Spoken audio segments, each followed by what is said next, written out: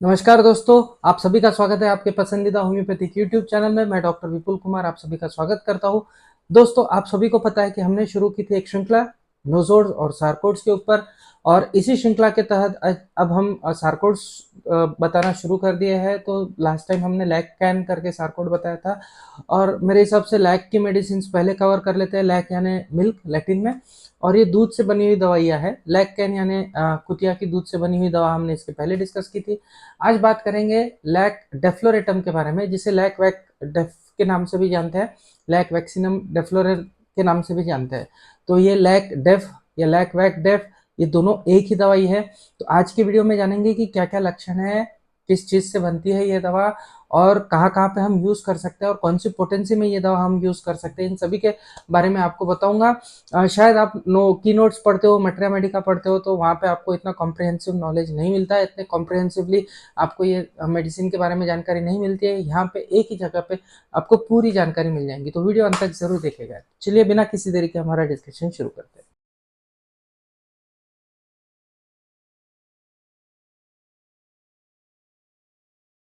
दोस्तों, आप सभी से अनुरोध रहेगा कि यदि आप मेरा चैनल पहली बार देख रहे हो तो प्लीज चैनल को सब्सक्राइब कर दीजिए, और साथ ही साथ बेल आइकन का बटन दबा दीजिए।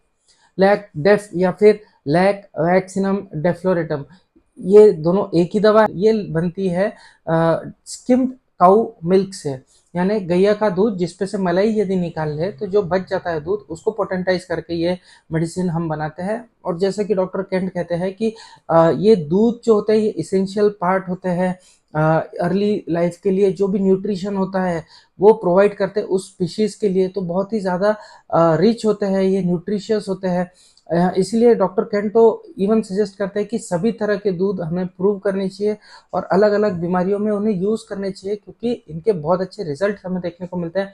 लैक डेफ्लोरेटम के तो बहुत अच्छे रिजल्ट्स, नॉन रिजल्ट्स हमें देखने को मिले हैं। कई सालों से होम्योपैथिक डॉक्टर इस दवा को यूज़ कर रहे हैं, सक्सेसफुली यूज़ कर रहे हैं। लैक कैन से भी ज़्यादा एक्सटेंसिवली यूज़ होने वाली दवा है लैक डेफ्लोरेटम। तो आज इस दवा के लक्षणों के बारे में जानते हैं। सबसे पहले तो ये दवा बनाई, प्रूव की है डॉक्टर स्वैन ने, एक्सटेंसिवली प्रूविंग किया है। और डॉक्टर स्वैन को इसको प्रूव करने का आइडिया भी आया था, डॉकिंस करके एक थे शख्स, जिन्होंने एक पेपर पब्लिश किया था, skimmed milk treatment of diabetes and brides disease. तो वो स्किम्ड मिल्क को डायबिटीज और ब्राइट्स डिसीज के लिए यूज करते थे डॉनकिन, और वहीं से इन्हें आइडिया आया कि ये बहुत अच्छी दवा बन सकती है यदि इसे पोटेंटाइज किया गया तो। और वहीं से डॉक्टर स्वैन ने इसको पोटेंटाइज किया 1730 और 200 पोटेंसी में बना के प्रिपेयर करके, फिर इसको एक्सटेंसिवली प्रूव किया और इसके पूरे सिम्टोमेटोलॉजी नोट की। और बहुत अच्छे लक्षण हमें इस दवा के अंदर देखने को मिलते हैं। एक्सटेंसिवली यूज्ड मेडिसिन है, बहुत अच्छी दवा है डायबिटीज़ के लिए, लिवर डिजीज़ के लिए, या ऑर्गेनिक हार्ट डिजीज़ के लिए। ये तीनों ही जगहों पे बहुत अच्छी तरह से यूज़ होने वाली दवा है। बहुत कम दवाइयाँ हैं जो ये तीनों स्फीयर के ऊपर एक्शन करती हैं। हमने कई सारी मेडिसिन देखी है जो डायबिटीज़ के ऊपर एक्ट करती है, कई सारी मेडिसिन ऐसी देखी है जो हार्ट के ऊपर एक्ट करती है, लेकिन डायबिटीज़ और हार्ट दोनों के ऊपर एक्ट करने वाली, इवन लिवर को कवर करने वाली ये दवा रेयर है, ऐसा मैं मानता हूँ। तो बहुत अच्छे रिजल्ट्स हमें इसके देखने को मिलते हैं। पेशेंट जो होता है वो बहुत ही ज़्यादा चिली होता है, बहुत ज़्यादा उसे ठंडी बजते रहती है। वो कुछ ओढ़ा भी रहा, उसमें कुछ शाल वगैरह ओढ़ी भी रही, तो भी उसे ठंडी बजती रहेंगी, ऐसा लगेगा कि हवा चली रही है अंदर से। या फिर कई बार तो जो चीज़ ओढ़ लेता है, वो जो चादर वगैरह ओढ़ लेता है, उसे लगता है कि वो गीला है। तो इस तरह की ठंडी उसके अंदर भर जाती है, बहुत ज़्यादा वीकनेस हमें देखने को मिलती है। और फॉल्टी न्यूट्रिशन हमें रोगी के अंदर देखने को मिलती है। फॉल्टी न्यूट्रिशन की वजह से बहुत ज़्यादा कमजोरी हमें रोगी के अंदर देखने को मिलेंगी। इवन एनीमिया, खून की कमी हमें पेशेंट के अंदर, रोगी के अंदर देखने को मिलती है। तो ये सभी लक्षण हमें एक्सटेंसिवली देखने को मिलते हैं। बहुत ज़्यादा वीकनेस, इतना ज़्यादा वीकनेस होता है कि वो चाहे कुछ करे या ना करे, वो वीकनेस की कंप्लेंट तो करता ही करता है। और ऐसे में यदि उसे कुछ कह दे कि भाई चल मेरे साथ बाहर घूम के आते हैं, तो फिर तो देखना ही नहीं पड़ता।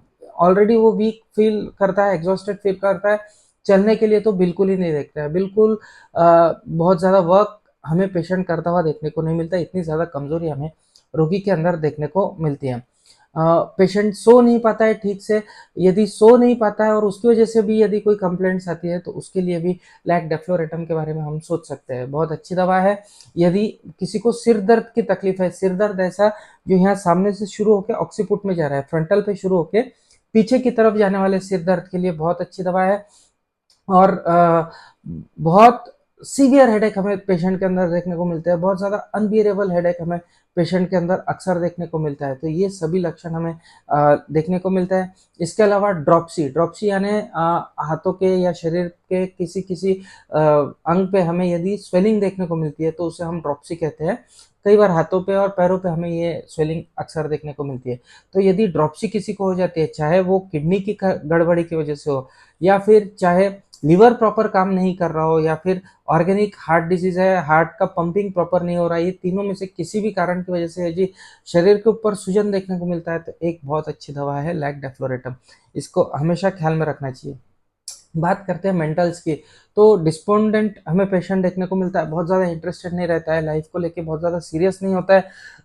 वो उसे जिंदा रहना है, आगे कुछ करना है, ऐसा उसकी सोच नहीं होती है। He does not bother about life, ज़्यादा लाइफ के लिए बॉदर नहीं करता है। उसको मौत का डर भी नहीं होता है, he does not fear death. But हाँ, उसे ये ज़रूर लगता है कि अब मैं मरने वाला हूँ, एक दो दिन में तो मेरी मौत निश्चित है, ऐसा उसे हमेशा लगते रहता है। वो डरेगा नहीं, मौत से डरता नहीं है, लेकिन ऐसे फीलिंग उसे होते रहती है कि 2-3 दिन में अब मेरा काम खत्म होने वाला है। तो उसे हमेशा ये फीलिंग हमें देखने को मिलती है। और एक बहुत टिपिकल सिम्टम हमें देखने को मिलता है कि चाहे कोई फिजिकल कंप्लेंट हो या फिर मेंटल कंप्लेंट हो, वो यदि किसी से बात करता है, कॉन्वर्सेशन करता है, तो उसे बहुत अच्छा लगता है, उसकी तकलीफें कम हो जाती है। फॉर एग्जाम्पल यदि हेडेक है तो किसी से यदि बात करता है तो उसका सिर दर्द कम होता है।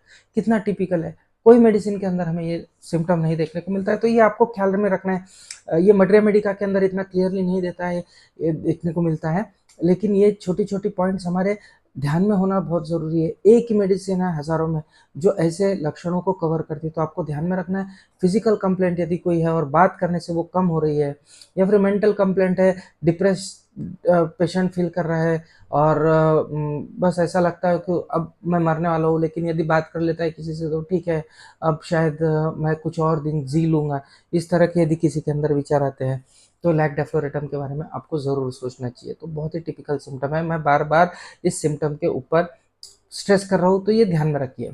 और हाँ, पेशेंट को दूध बिल्कुल नहीं पचता है, दूध किसी भी फॉर्म में उसे नहीं पचता है।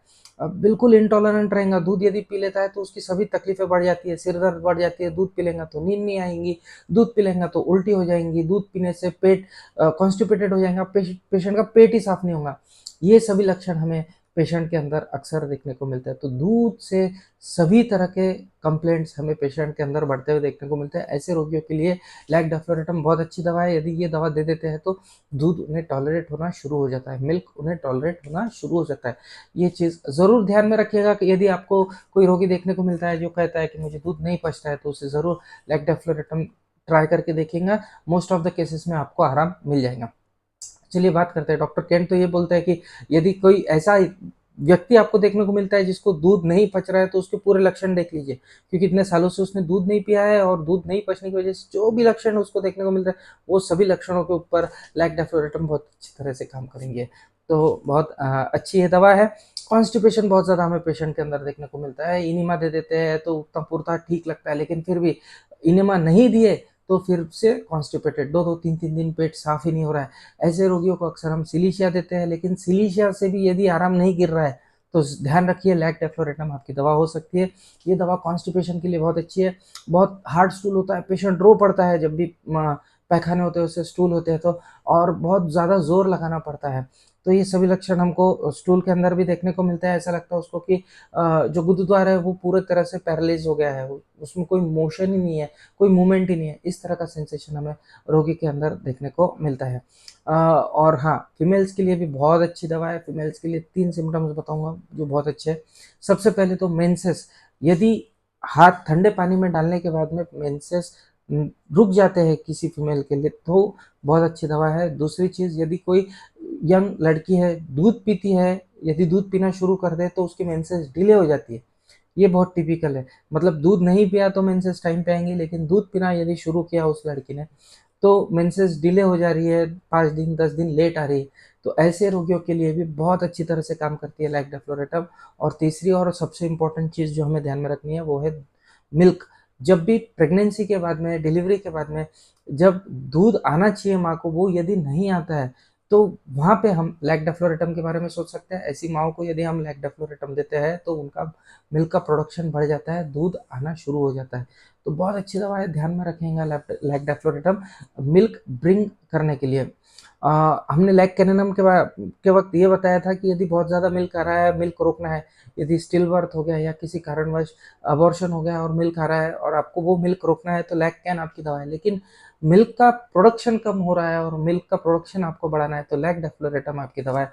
तो ये डिफरेंस है, दोनों ही दूध से बनी हुई दवाइयाँ हैं लेकिन दोनों ही अलग-अलग लक्षणों को कवर करती है, आपको ध्यान में रखना है। तो ये सभी लक्षण हैं जहाँ पे हमें लैक्टोफ्लोरेटम के बहुत अच्छे इफ़ेक्ट देखने को मिलता है। मैं आशा करता हूँ ये लक्षण आपको ध्यान में आए होंगे।